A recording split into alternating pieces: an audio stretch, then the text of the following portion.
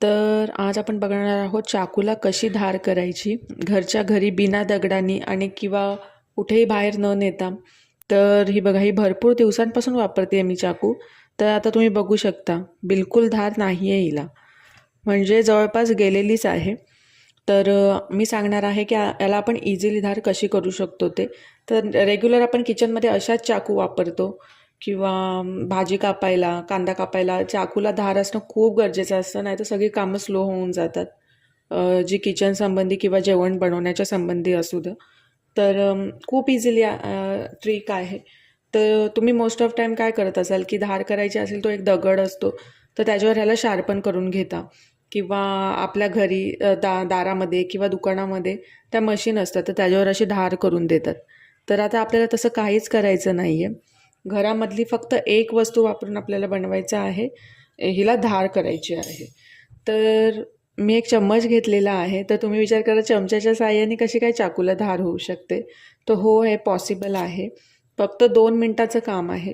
तर काय करायचं आहे, जी चाकू आहे ती फक्त अशी पकडून ठेवायची आहे आणि चमचा घ्यायचा आहे आणि फक्त अपवर्ड अँड बॅकवर्ड फक्त एवढं करायचं आहे एका साईडने. 2 सेकंड फक्त झालं. त्यानंतर फक्त ह्या साईडने तिला फिरवून घ्यायची आणि चमच्याने, हे बघा, चमच्याची ही साईड म्हणजे ही वाली आणि चाकू अशी आडवी ठेवायची. हे बघा दिसतंय, हे बघा इझिली 2 सेकंडमध्ये धार आली हिला. हे बघा, ते या साईडचं पण दाखवते. हे बघा,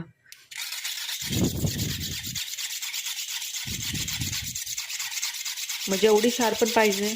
समजा तुम्हाला भरपूरच धार पाहिजे, हे बघा इझिली भरपूर धार आली आहे चाकूला.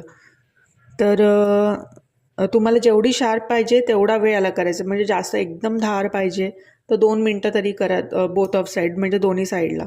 आणि जर थोडी हवी आहे तर 2 ते 3 सेकंद चालेल. तर आता मी हिला 2-3 मिनटं अशी करून दाखव. हे बघा, चमचा घेऊन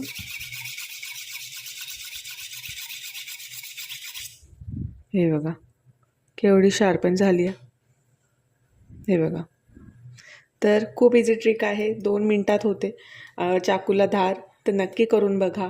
आणि मला माहिती आहे तुम्ही आत्ता लगेचच कराल. घरातला जे चाकू असेल तर कैचीला पण करू शकता. ह्याच्या व्यतिरिक्त दुसऱ्या कुठल्या चाकू असतात त्यांनाही करू शकता. तर नक्की ट्राय करा.